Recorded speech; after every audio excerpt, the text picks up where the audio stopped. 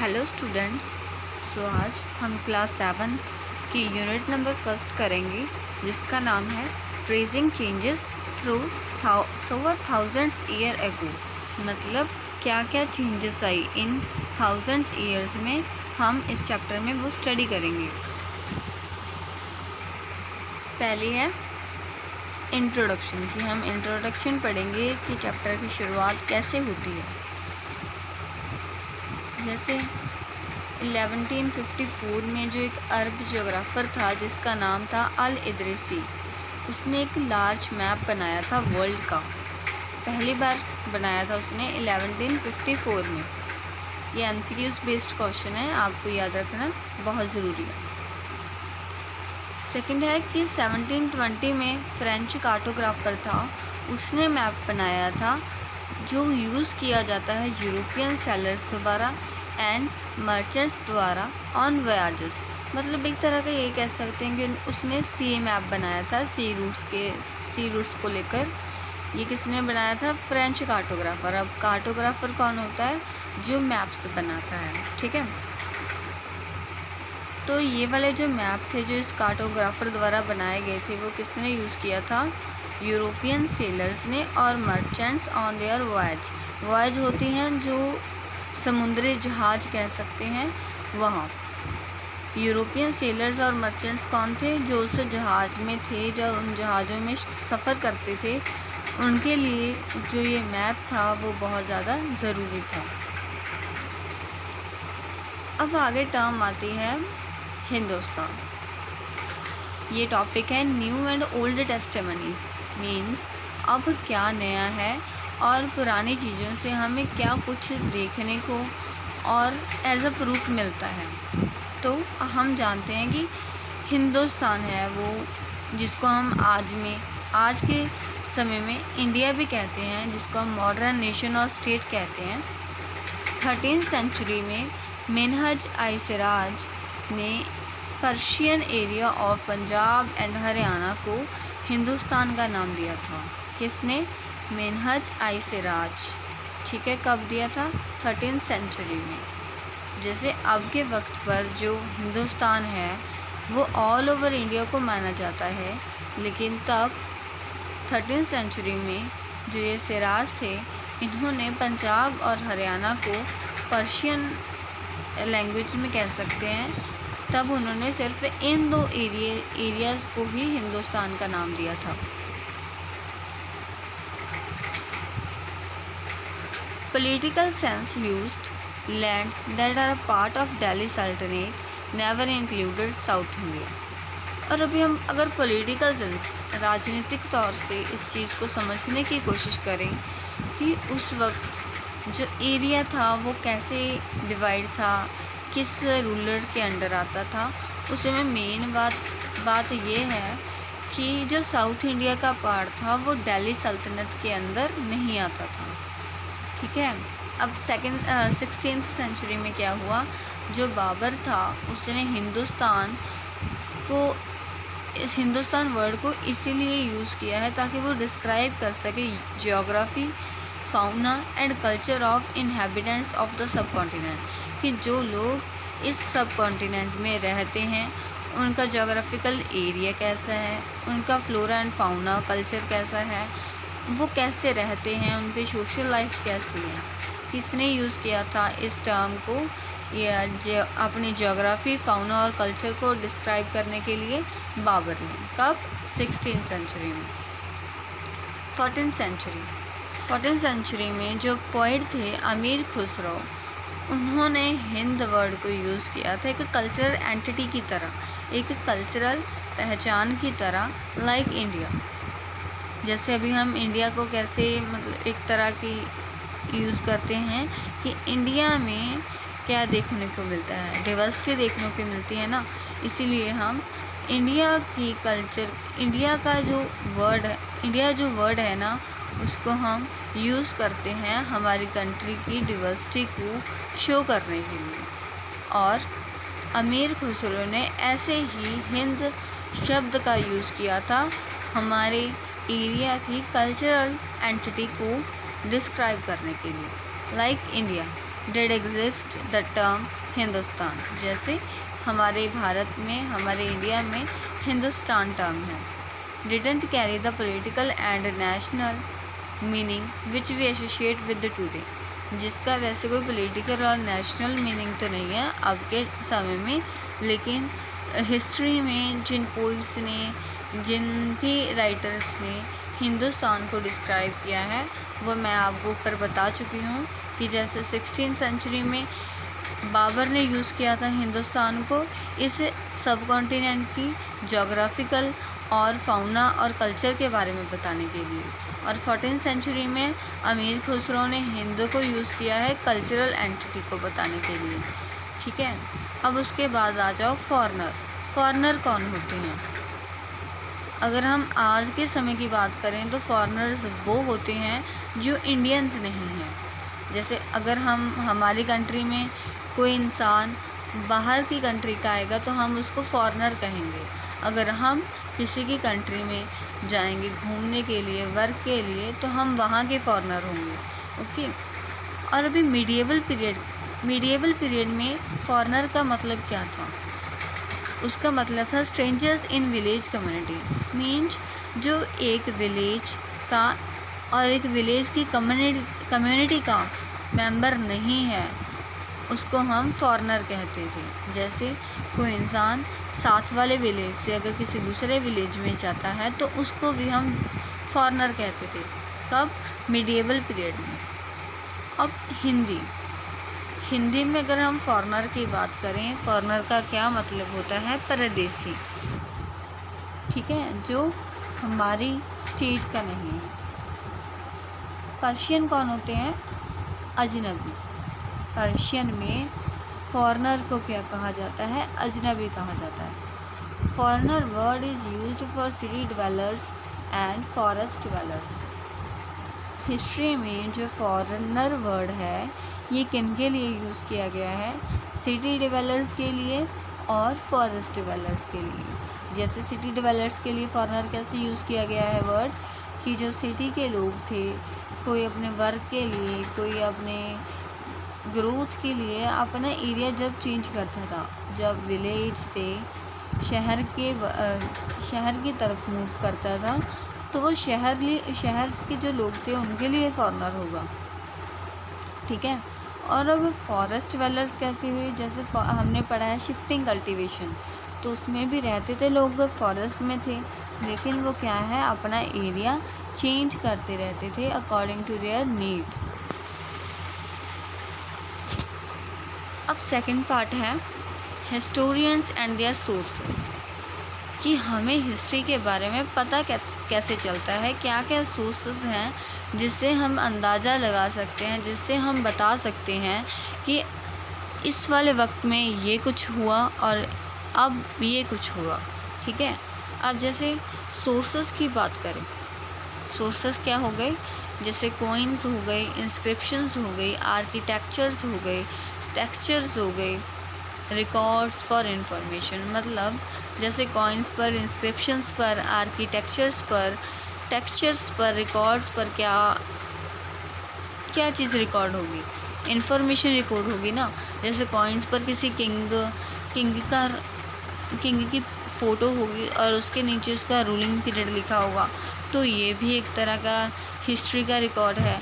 Inscriptions होगी, जैसे अशोका की इंस्क्रिप्शंस हैं, किसी किंग की इंस्क्रिप्शंस हैं, उसके रूल्स एंड रेगुलेशंस को लेकर, और उसकी कोई भी हम कह सकते हैं जैसे युद्ध में अगर वो जीत कर आता है तो उसके लिए भी हमने क्लास 6 में पढ़ा था कि वो क्या करते हैं, अपनी इंस्क्रिप्शंस को इंस्क्राइब करवाते हैं ताकि आने वाली जनरेशन्स भी याद रख सकें कि इन रूलर्स ने इस एरिए को अपने अंडर किया था और इस एरिए को जीता था। ठीक है, और आगे है पेपर भी एक सोर्स है। जैसे मैं आपको बता दूं कि पेपर की जो इन्वेंशन है वो काफ़ी लेट हुई है, उससे पहले की हिस्ट्री तो कॉइन्स, इंस्क्रिप्शंस और मैन्युस्क्रिप्ट्स में ही लिखी गई है। लीव्स पर भी थी, जैसे मैन्युस्क्रिप्ट में क्या होता था, लीव्स पर लिखी जाती थी बाय हैंड। ओके, तो अभी ये पेपर है, जब ये आया तो ये बहुत चीपली अवेलेबल था, मतलब इजीली अवेलेबल हो जाता था, जो कि रूलर्स द्वारा यूज़ किया जाता था टेक्स्ट वगैरह लिखने के लिए। क्रॉनिकल्स, अब क्रॉनिकल्स क्या होते हैं कि टाइम पीरियड के हिसाब से टाइम वाइज टाइम जो कुछ उनकी ज़िंदगी में हो रहा है वो अपने हिस्टोरियंस द्वारा, अपने जो आर्किटेक्चर्स होते थे, नहीं सॉरी, जो हिस्ट्री का रिकॉर्ड रखते थे, पोइट्स वगैरह अपने पोइम्स में, अपने रिकॉर्ड्स में दर्ज करते थे किस तरीके से, क्रॉनिकल वे में। और पेपर किसके लिए यूज़ किया जाता था? लेटर के लिए यूज़ किया जाता था। साइंस की टीचिंग को रिकॉर्ड करने के लिए यूज़ किया जाता था। पेटिशंस होती थी जब उस वक्त कोई मतलब पंचायत वगैरह लगती थी, तब वो भी अपने पेटिशन वगैरह एक पेपर पर जो है वो लिखकर दर्ज करवाते थे। जुडिशियल रिकॉर्ड्स रखने के लिए कि मतलब कोई भी अगर झगड़ा वगैरह हो गया तो उसका उन्होंने क्या सल्यूशन निकाला, तो ये सल्यूशन भी तब कुछ लोग पेपर पर लिखते थे। और आगे है register of accounts and taxes. अपने अकाउंट्स और टैक्सेस का रिकॉर्ड रखने के लिए भी पेपर यूज़ होता है, जिसे हम अभी कह सकते हैं फॉर एग्जांपल बही खातास हो गई, ठीक है। अब मैन्युस्क्रिप्ट्स क्या थी? आपको पता है कि जो मैन्युस्क्रिप्ट थी वो क्या थी? जो हैंड रिटन थी और पाम ट्री के लीफ पर लिखी जाती थी, जिसमें रिकॉर्ड्स वगैरह होते थे, रूलर्स के, सेंट्स के कह लो, उनकी पोइम्स के कह लो, उनकी हिमन्स के कह लो, जो वो चैंट करते रहते थे। ओके, तो अभी जो मैन्युस्क्रिप्ट हैं ये किन के द्वारा कलेक्ट की गई, क्योंकि ये भी एक हिस्ट्री का सोर्स है तो कलेक्ट तो की ही जानी थी। तो किन के द्वारा की गई? वेल्थी पीपल्स के द्वारा, रूलर्स के द्वारा, मोनेस्ट्रीज और टेम्पल्स में। कहाँ? मोनेस्ट्रीज और टेम्पल्स मीन्स अपनी जो मैन्युस्क्रिप्ट हैं ये हमें कहाँ पर मिलती हैं? मोनेस्ट्रीज और टेम्पल्स में खास करके मिलती हैं, जो कि वेल्थी पीपल और रूलर्स द्वारा कलेक्ट की गई हैं। These are placed in libraries and archives। कुछ के मैन्युस्क्रिप्ट जो है हमारी हैं वो लाइब्रेरीज और आर्चिव्स में भी प्लेस्ड हैं, रिकॉर्ड हैं। अब आर्चिव्स क्या होते हैं? वो प्लेसेस होते हैं जहाँ पर मैन्युस्क्रिप्ट्स और डॉक्यूमेंट्स हैं वो लार्ज क्वांटिटी में स्टोर होते हैं। ओके, ये एक तरह का MCQs कह लो, 1 मार्क क्वेश्चन कह लो कि आ सकता है कि आर्चिव्स क्या होते हैं।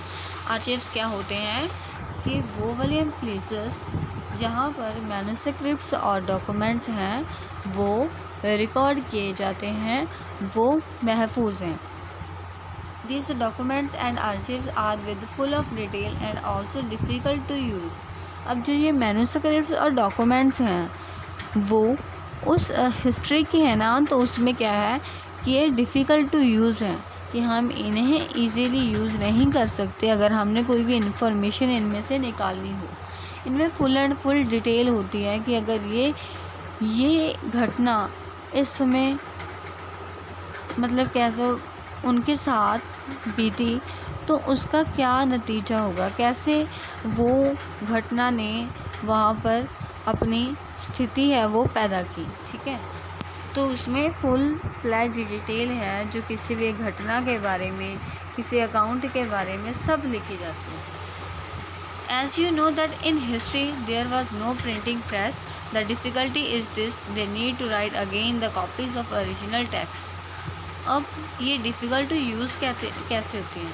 जैसे हमें पता है कि तब के ज़माने में प्रिंटिंग प्रेस नहीं होती थी। जैसे अब हम जो हमारी अगर हमने एक ओरिजिनल कॉपी है और हमें उसकी डबल कॉपीज़ चाहिए तो हम क्या करते हैं, प्रिंटिंग प्रेस से वो कॉपीज़ निकाल लाते हैं। लेकिन तब ऐसा नहीं होता था। अगर तब किसी को इस ओरिजिनल कॉपी की कॉपीज़ चाहिए होती थी तो जो राइटर था उसे दोबारा वो सभी इन्फॉर्मेशन है वो राइट करनी पड़ती थी, ठीक है। तो इससे क्या होता था, उनकी राइटिंग प्रॉब्लम हो जाती थी कि जैसे आपको भी पता है हमारी राइटिंग की भी प्रॉब्लम होती है, किसी को समझ आती है किसी को नहीं आती है, किसकी अच्छी होती है, किसी की बुरी होती है। तो ऐसे उस समय में था कि जो राइटर्स थे वो ओरिजिनल टेक्स्ट लिख तो लेते थे, लेकिन हम लोग हमारे जैसे लोग वो जो उस चीज़ को समझते थे, पढ़ते थे, उनको थोड़ा सा रीड करने में मुश्किल आती थी, क्योंकि उनकी राइटिंग लैंग्वेज का बैरियर था। एक लैंग्वेज बैरियर कह सकते हैं। प्रॉब्लम्स क्या आती थी इन डॉक्यूमेंट्स को रीड करने में, कह सकते हैं प्रॉब्लम्स क्या आती थी। पहला तो यही कि ओरिजिनल कॉपी को फाइंड करना मुश्किल हो जाता था, क्योंकि डबल कॉपीज़ भी मैनुअली ही लिखी जाती थी, ठीक है। क्योंकि अब सभी ओरिजिनल मतलब एक बुक से जिससे देखकर, एक डॉक्यूमेंट से जिससे देखकर उस इंसान ने डबल कॉपीज़ तैयार की हैं, अब वो भी तो सेम ही होगी, क्योंकि वो भी तो हैंड रिटन है। तो इससे क्या होगा, उनको ओरिजिनल कॉपी को ढूंढने में दिक्कत आती थी कि इसमें से ओरिजिनल बुक कौन सी है।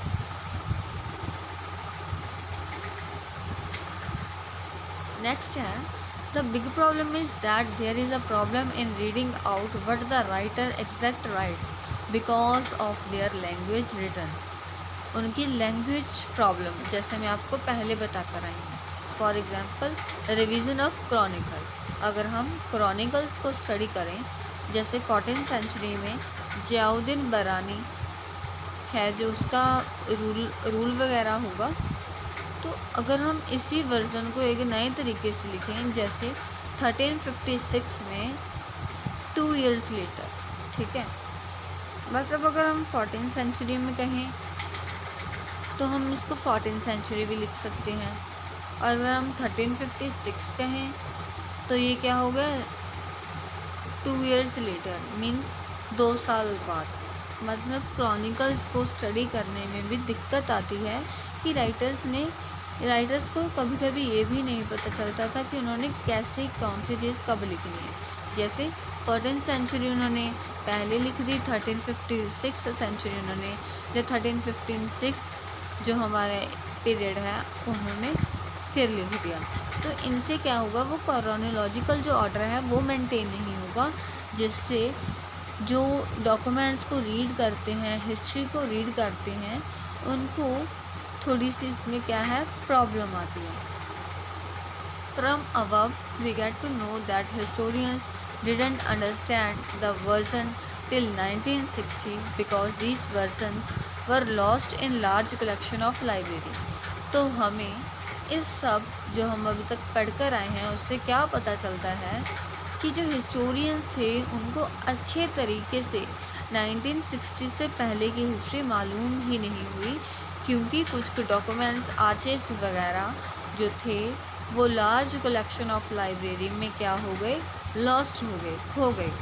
क्यों? क्योंकि डॉक्यूमेंट्स सभी मैनुअल थे और इतनी कलेक्शंस थी कि उनमें से ओरिजिनल डॉक्यूमेंट्स को ढूंढना थोड़ा सा मुश्किल था। एग्जैक्ट उनकी कोई क्रोनोलॉजिकल ऑर्डर नहीं था, उन्होंने सही तरीके से राइटिंग नहीं समझ आ रही थी, तो इसलिए उनको क्या हुआ, हिस्ट्री है जो हमारी 1960 की वो लॉस्ट हो गई। अब पार्ट नंबर 3 है new social and political groups.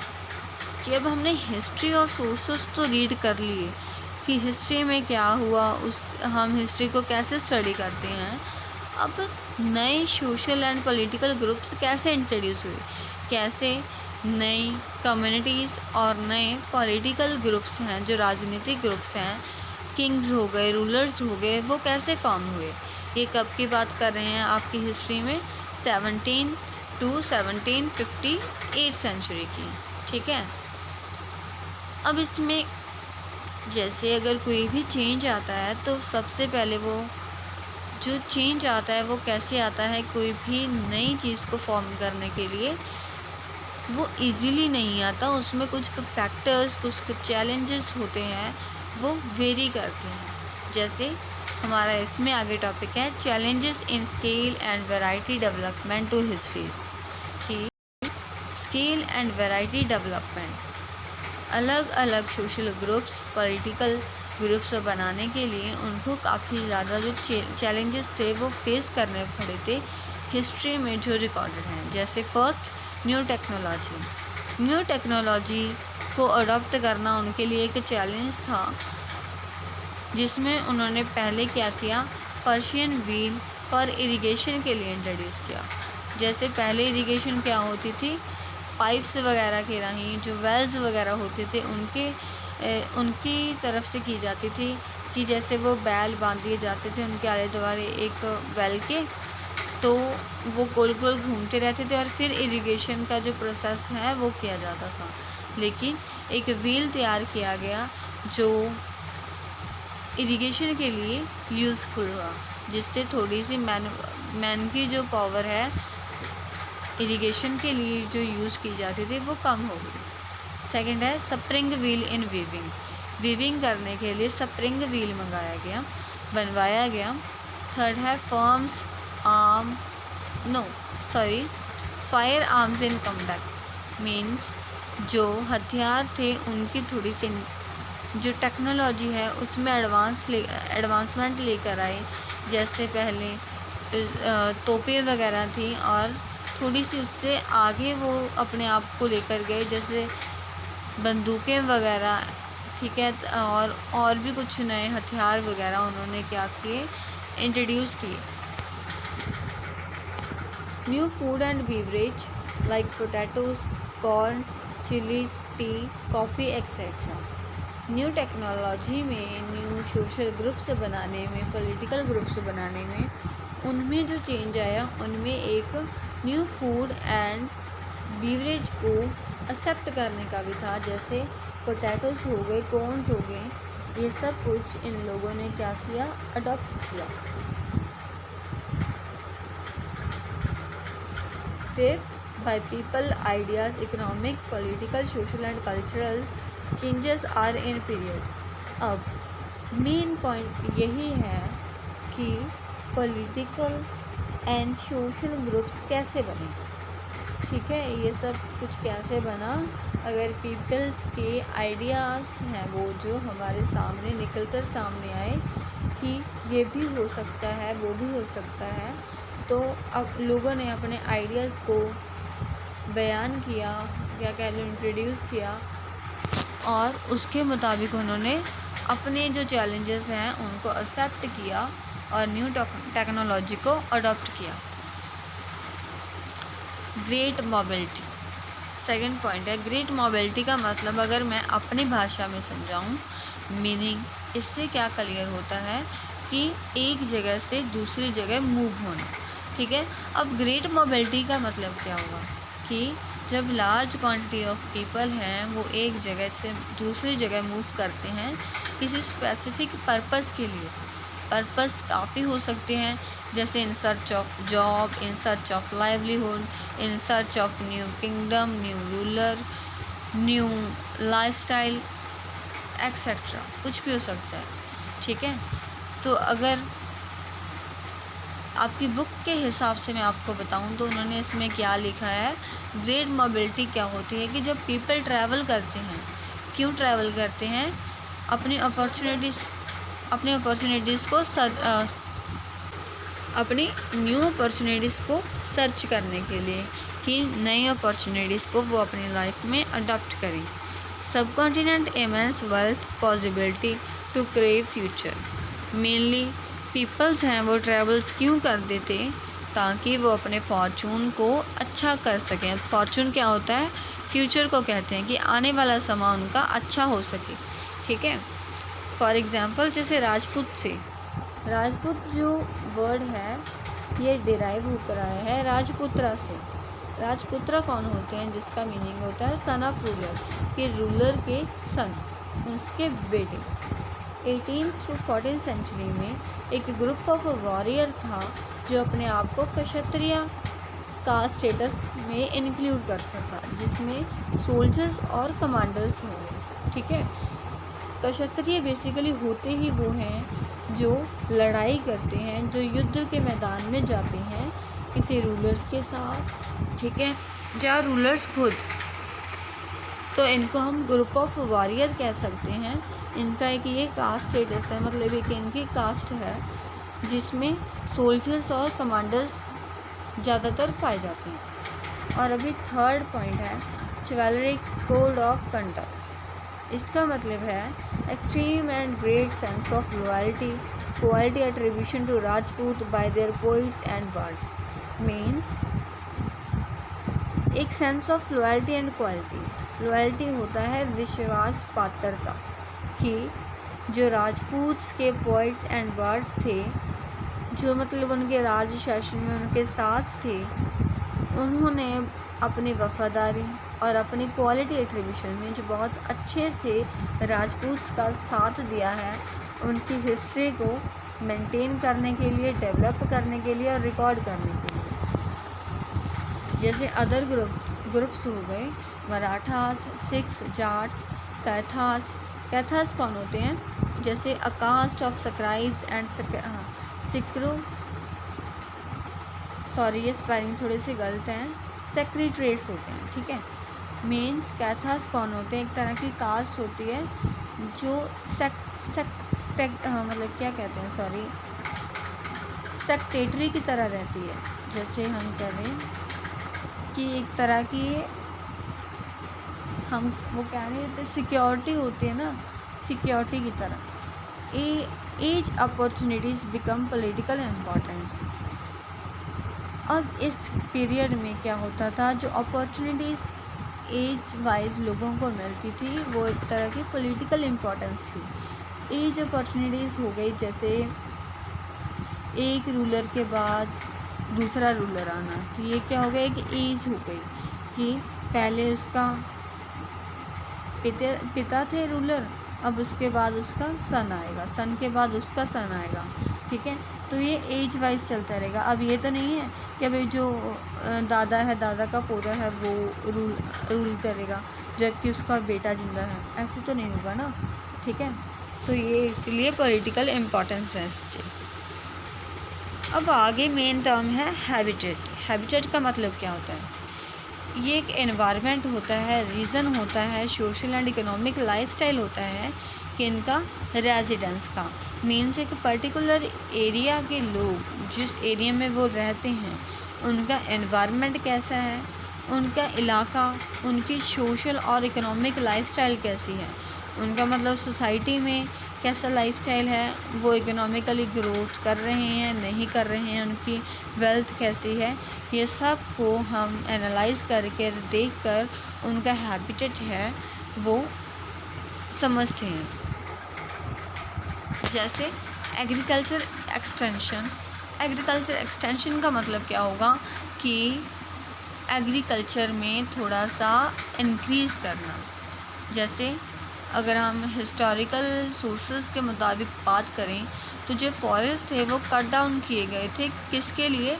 Agriculture के लिए, ताकि वहाँ पर लोग एग्रीकल्चर कर सकें और क्रॉप्स, गुड्स वगैरह प्रोड्यूस कर सकें, जिससे वो प्रॉफिट वगैरह, जिससे वो अपना बिजनेस वगैरह है वो जो सेटअप कर सकेंगे, ठीक है। अब ये जो चेंज है, इस चेंज की वजह से जो चेंज आया है वो किन की लाइफ में आया है? फॉरेस्ट डिवेलपर्स की। मतलब जो चेंज हुआ है हैबिटेट में वो किन की लाइफस्टाइल में हुआ है? फॉरेस्ट डिवेलपर्स की, ठीक है। And force them to migrate that will change in economic social life. अब जब एग्रीकल्चर एक्सटेंशन तो हो ही रही थी, तो उससे क्या हुआ कि जो फॉरेस्ट में लोग रहते थे, फॉरेस्ट डिवेलपर्स थे, उनको ये चेंज करना पड़ा, ये चैलेंज मतलब फेस करना पड़ा कि उनको वहाँ से माइग्रेट होना पड़ा, ठीक है। क्योंकि जो फॉरेस्ट थे वो कट डाउन हो गए थे, किसके लिए?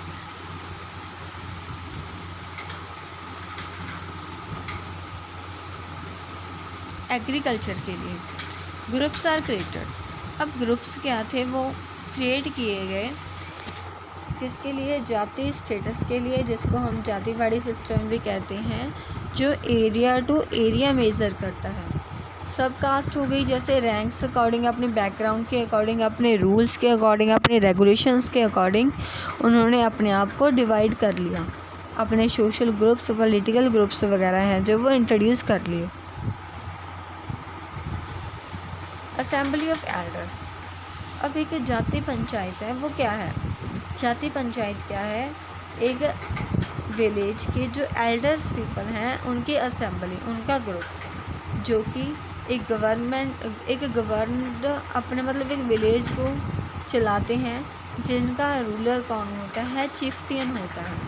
अब चिफ्टियन का मेन काम क्या होता है? कहाँ रूल करते हैं? वो एक स्टेट की मतलब एक स्टेट में जितने भी विलेज हैं उन विलेज में से वन विलेज पर चिफ्टियन का रूल होता है। ठीक है, तो ये सारा प्रोसेस किसमें है? जाति पंचायत में है। जाति पंचायत में क्या होता है हम एक बार फिर देख लेते हैं। असेंबली ऑफ एल्डर्स होती हैं, बड़े बुज़ुर्गों की एक पंचायत बनाई जाती है जिसमें वो गवर्न करते हैं अपने रूल्स एंड रेगुलेशन। जुडिशियल जो हम कह सकते हैं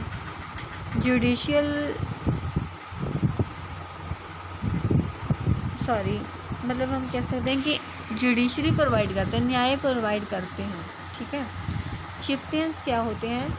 जो रूल करते हैं उस जाति पंचायत के ऊपर एक किसी स्पेसिफिक स्मॉल यूनिट में, किसी एक विलेज में, इन अ स्टेट। अब नेक्स्ट टॉपिक है region and empire. Region means कोई इलाका, एम्पायर मीन्स किसी एक किंग का एम्पायर, और किंगडम कह सकते हैं हम जहाँ पर किसी एक रूलर का रूल हो। बेसिकली अब हम यहाँ पर किन 3 एम्पायर्स के बारे में बात करेंगे, चोलास, तुगलक, मुगल। ठीक है, इनके आपने नाम तो हिस्ट्री में पिछली क्लासेस में स्टडी किए ही होंगे, 6th में। जैसे संस्कृत प्रशास्तिस हैं, वो क्या कहते हैं? वो प्रेज़ करती हैं किसकी? दिल्ली सल्तनत की, जिसका नाम था अन्यासुद्दीन बालबन। इसका रूल था वो 1266 से लेकर 1287 तक रहा। इसकी प्रेज़ क्यों की जाती है? अभी पहला कि इसका जो एम्पायर था वो वास्ट था, इसका जो किंगडम था मीन्स बहुत बड़ा था। बेंगलोर के जो गौड़ा एरिया है ईस्ट में, वहाँ से लेके गजनी अफ़गानिस्तान तक इस रूलर का क्या था? एम्पायर सेटअप किया हुआ था। इन वेस्ट, ये तो हो गया ईस्ट में। अब वेस्ट में क्या था? South India, other regions like Gauda, Andhra Pradesh, Kerala, Karnataka, Maharashtra, Gujarat, ये सभी एरियाज़ किसके अंडर आते थे? अन्यासुद्दीन बालबन के द्वारा। इसीलिए संस्कृत प्रशास्तिस दिल्ली सुल्तान की प्रेज़ करती हैं कि उसका इतना बड़ा वास्ट एम्पायर था। ठीक है, मतलब अब आप देख लो कि उस इंसान के पास कितनी पावर होगी। ठीक है, अब इन रीजन्स में लैंग्वेज कौन सी होंगी? किसी ना किसी तरीके से तो वो एक दूसरे से कम्युनिकेट करते ही होंगे ना, एक दूसरे से बातचीत करते होंगे। ठीक है, तो जो अमीर खुसरो एक पोइट है, उन्होंने नोट किया 1318 में कि कुछ लैंग्वेज हैं जो स्पेसिफिक रीजन्स में यूज़ की जाती हैं, जैसे लाहौरी, कश्मीरी, दवार, समुद्री इन साउथर्न कर्नाटका, कि कर्नाटका में जो साउथर्न कर्नाटका है वहाँ पर लाहौरी, कश्मीरी और दवार समुद्री यूज़ की जाती है language. Telangana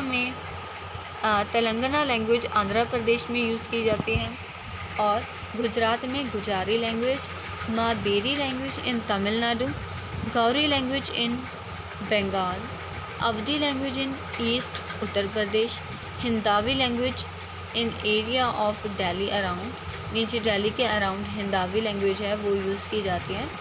Sanskrit only Brahmins, क्योंकि संस्कृत है वो किनके द्वारा यूज़ की जाती है? ब्राह्मण्स के द्वारा यूज़ की जाती है। Conflict states ruling dynasty. अब डायनेस्टीज़ में, स्टेट्स में कन्फ्लिक्ट तो होते हैं, क्योंकि अभी हम पढ़ेंगे और पढ़ भी रहे हैं कि रूलर्स के बीच में कन्फ्लिक्ट हैं उनके किंगडम को वास्ट करने के लिए, अपने एम्पायर को इस्टेब्लिश करने के लिए। तो ये चोलास, खलजी, तुगलक और मुग़ल थे, इनके बीच में कन्फ्लिक्ट क्या थे? क्या इनकी रूलिंग डायनेस्टी थी? रूलिंग डायनेस्टी मीन्स जो मतलब पीढ़ी दर पीढ़ी कोई काम जो हो रहा हो उसको हम रूलिंग डायनेस्टी देते हैं। जैसे फादर के बाद सन, सन के बाद सन का बेटा होगा, ठीक है, उसके आगे उसका बेटा होगा, ऐसे ये क्या होगी, डायनेस्टीज हो गई। क्योंकि जो ये रूलर्स थे वो अपना मतलब जो उनका एम्पायर है उसको इस्टेब्लिश करने में तो सक्सेसफुल थे। उनका वास्ट रीजन भी बन गया था कि बहुत ज़्यादा इलाकों में उनका जो रूल है वो सेटअप हो गया था। उनके रूल में डाइवर्सिटी भी काफ़ी थी कि अलग अलग कास्टेस के लोग थे वो भी इन्वॉल्व थे। पर जो रीजन्स थे ना ये ज़्यादा समय तक क्यों नहीं रूल कर पाए, क्योंकि मेन कारण क्या था कि जो तो रीजनल मतलब जो मुगल्स थे वो तो डिक्लाइन इसीलिए हो गए थे क्योंकि रीजनल स्टेट्स थे जो वो सेटअप होने लग गई थी। क्योंकि मुगल्स के बाद में कौन आए थे, ईस्ट इंडिया कंपनी आई थी ना, तो उन्होंने अपनी कंपनीज वगैरह को इस्टेब्लिश करना शुरू कर लिया था और मुगल्स का थोड़ा थोड़ा जो राज्य है वो कम होने लगा। ठीक है, और आगे कि अगर हम आगे इसका क्या रीज़न फाइंड करते हैं कि जो ये रूलर्स थे इन्होंने अपना रूल तो इस्टेब्लिश कर लिया था, लेकिन जो ये रीजन्स थे ना, इलाके थे, वो अलग अलग इलाके थे। अब इसमें प्रॉब्लम ये थी कि अगर तो वो इलाके अलग अलग रहते हैं तो उनको एक तरह की आइसोलेशन प्रॉब्लम मीन्स कि वो इकल्ले से हैं, ठीक है, और जिसकी वजह से उनको ये प्रॉब्लम आ रही थी कि वो इंटीग्रेट नहीं कर पा रहे थे। रूलर्स को प्रॉब्लम आ रही थी ये कि वो अपने राजभाग को इकट्ठा नहीं कर पा रहे थे, क्योंकि रीजनल डिफरेंस के कारण कह लो, उनकी डिस्टिंक्टिवनेस के कारण कह लो कि वो अपने डिस्टिंक्टिवनेस है वो जो खोना नहीं चाहते थे, इसीलिए जो वो रीजन्स हैं वो इंटीग्रेट नहीं हो रहे थे, जिसके कारण जो ये डायनेस्टीज़ हैं, रूल्स हैं, ये क्या हो गई, सक्सेसफुल नहीं हुए। ठीक है, अब उसके आगे है part number 4, older and new regions.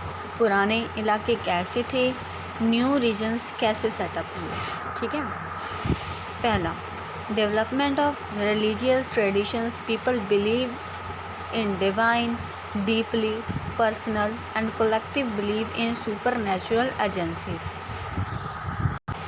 कि जो लोग थे, ट्रेडिशनल लोग थे जो भगवान में बिलीव करते थे, वैसे तो अब भी हम देखते हैं कि लोग भगवान में बिलीव बहुत ज़्यादा करते हैं, तब भी थे, लेकिन उसमें आगे उन्होंने 2 तरीके से उनको क्या कर दिया, डिवाइड कर दिया। एक जो डीपली मतलब डिवाइन में है, जैसे जो डीपली बिलीव करते हैं कि भगवान के सिवा कुछ नहीं, और दूसरे जो कलेक्टिव बिलीव करते हैं सुपर नेचुरल एजेंसीज में, और दूसरे जो बिलीव करते हैं कि सुपर नेचुरल पावर्स होती हैं, कि आत्माएं वगैरह होती हैं, ठीक है, जहाँ उनके बुज़ुर्गों की आत्माएं वगैरह उनके साथ हैं।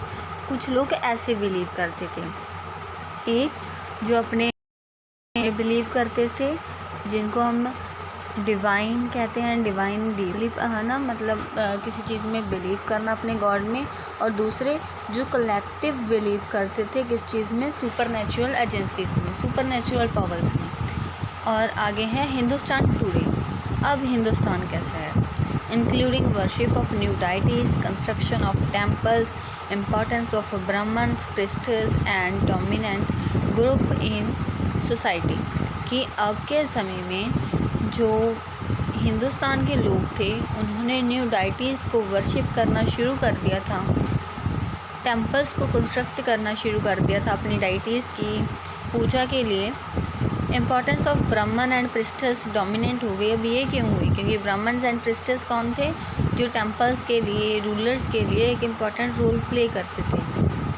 ठीक है, अब प्रीस्टर्स तो हो गए टेम्पल्स के लिए, टेम्पल्स में पूजा वगैरह करनी है, कोई आरती वगैरह, कोई और भी मतलब जो हिंदुइज़्म काम होते हैं वो सब कौन करते हैं, प्रीस्टर्स करते हैं। और ब्राह्मण्स रूलर्स के लिए कैसे ज़रूरी हो गए, और टेम्पल्स के लिए भी ये ज़रूरी हैं, लेकिन उससे ज़्यादा ज़रूरी ये रूलर्स के लिए हैं। जैसे उनको ये बताते हैं कि कौन सा समय सही है आपके लिए, कौन सा काम करने के लिए, जहाँ कोई सेक्रीफाइस वगैरह करना हो, कोई पूजा वगैरह करनी हो।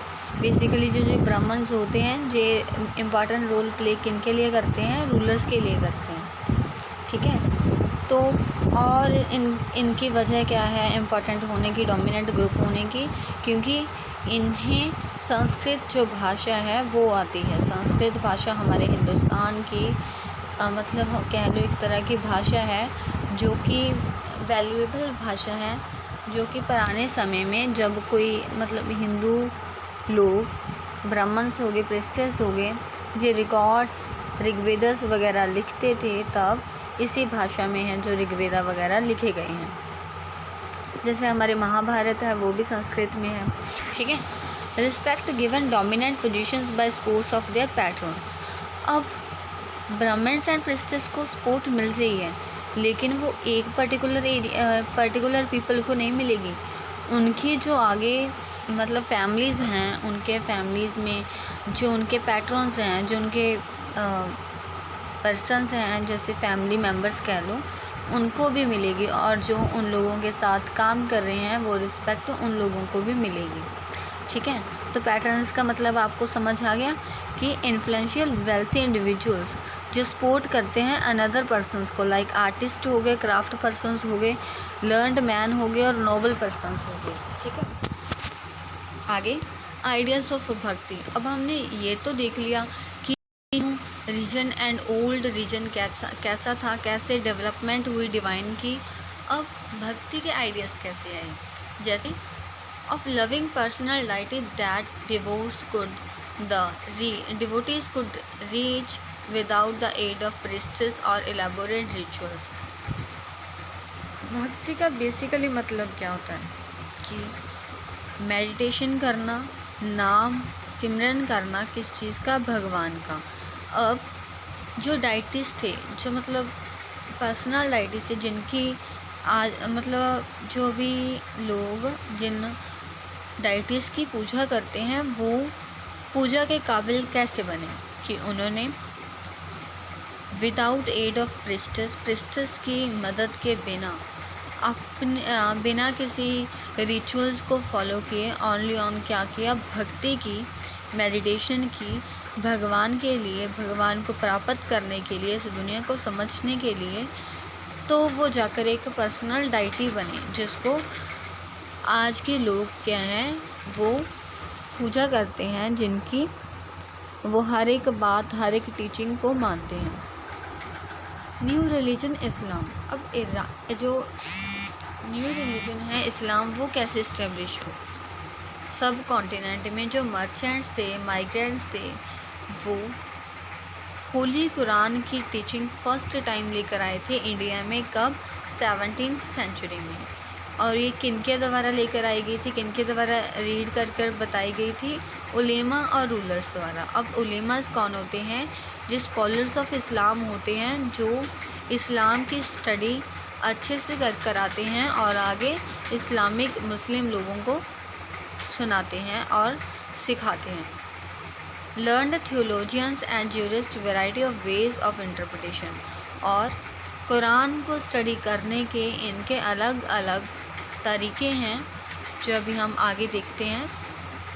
जैसे शिया मुस्लिम, जो शिया मुस्लिम हैं वो क्या बिलीव करते हैं कि प्रॉफिट, सॉरी ये स्पेलिंग गलत हो गया, प्रॉफिट मोहम्मद ऐसे नहीं पता, प्रॉफिट होते हैं नबी, PROPHET, प्रॉफिट, ठीक है।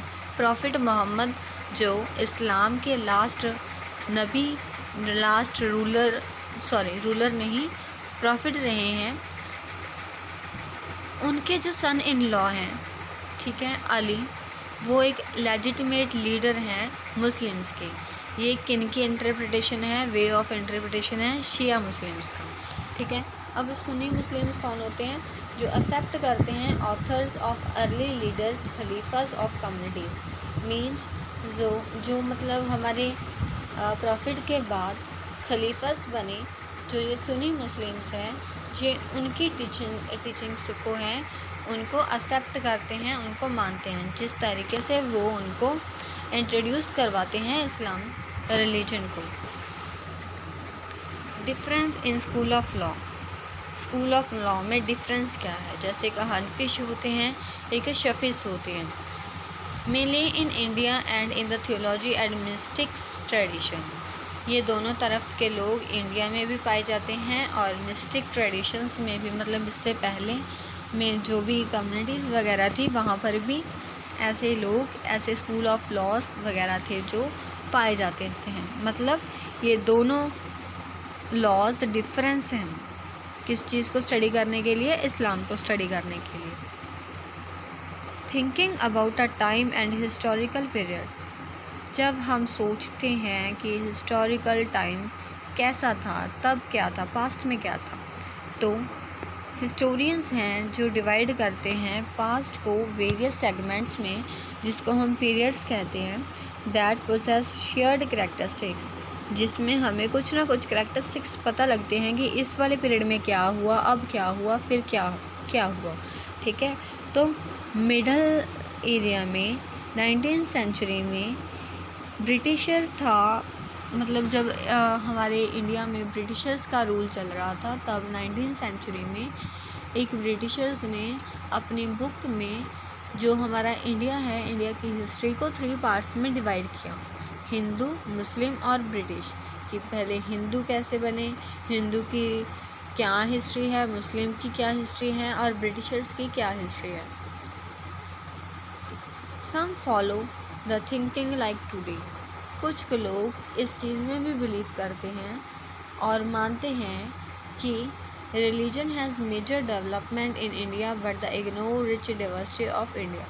कि इंडिया में रिलीजन की जो डेवलपमेंट है वो वास्ट हुई है, लेकिन फिर भी कुछ लोग जो हैं इंडिया की डाइवर्सिटी को क्या करते हैं, इग्नोर करते हैं।